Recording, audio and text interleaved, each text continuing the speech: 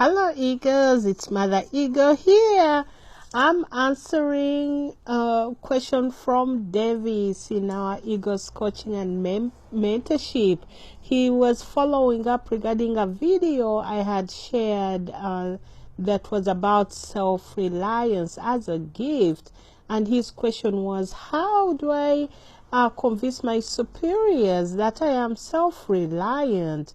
This is a wonderful question because it got me thinking.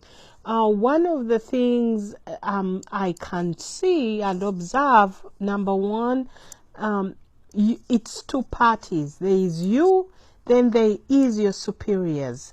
You cannot control your superiors, so everything you do will be for you and changing you and having self-control and everything. So when we look at this, at the superiors, we have to think: are they open-minded, and are they micromanagers? Because if they are micromanagers, that is a leadership style, and it's hard to change that unless someone is willing to actually change themselves.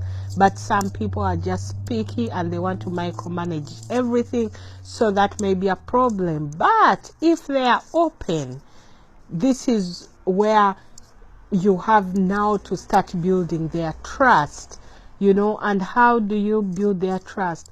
By finding opportunities to show that you're actually self-reliant. For example, you come in at the right time, you come in early to work, you execute projects with excellence, you display that you understand the vision of the company and where they are going and what they are building. You almost take on as a sense of ownership, right? Small things like if you're walking through the hallway and you see a piece of trash, pick it up. You don't have to wait for anybody. Or if you see the copier is broken, call the copier person to come and fix it. You don't have to wait for another department. Showing that you're going above and beyond, because all the micromanaging usually comes because there is either lack of trust between the two parties, or one just has control issues, right?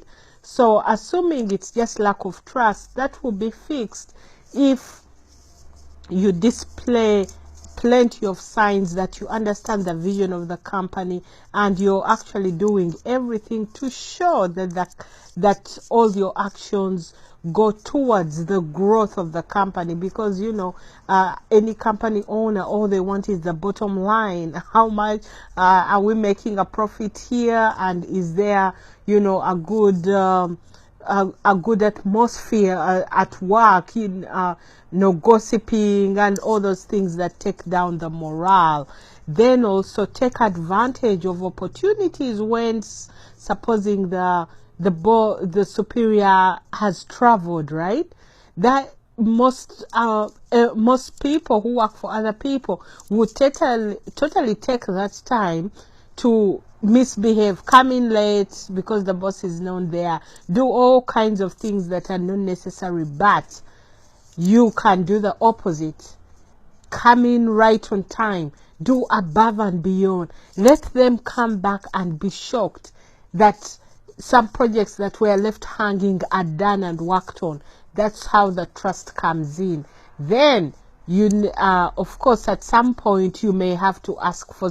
They may not. Once they start to trust you, naturally they may start backing off and realizing you're self-reliant and you don't need too much supervision. That would be nice.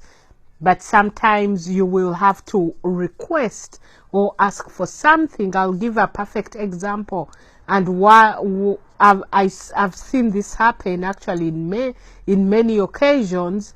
And this is where someone wanted to work from home 1 day a week.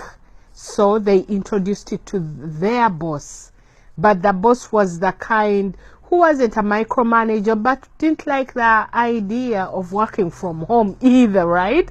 So this gentleman brought his case, but the approach was very gentle. because you have to think of the timing and you have to think about the consideration, because now you're saying, trust me to work on my own at my house with no supervision, right? So the kind of words he used, one, the terminology has to be gentle. For example, supposing you're talking to your boss, Mr. So-and-so, would you consider allowing me to work every Tuesday, to work from home? Are you agreeable to that? Because everyone wants to be agreeable to things, and everyone wants to be considerate. It doesn't matter how tough-skinned you are. Then also, you have to give reasons why. Will you be more productive there? Show real numbers that tie into the bottom line. Because you can't just say, I'm just trying to avoid traffic. But if you add during that traffic time, I will be working instead. Maybe that can be a connection, you see.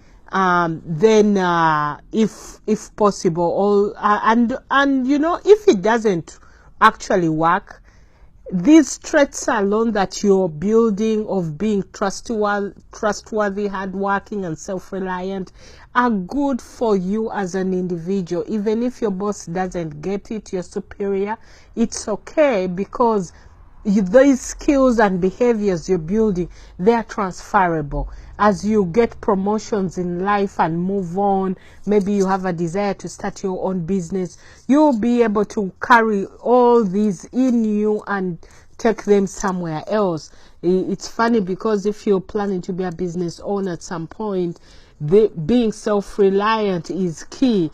And the earlier you train yourself to walk in excellence in everything you do, the better. Anyway, I think this has been a long answer for a short question. I'll summarize. Number one, try to work on the trust and introduce your idea to your boss, but be gentle and take all the opportunities you get to add value to the company. Well, it's Mother Ego. I hope that helps. Leave your comments below. Talk to you soon. Bye.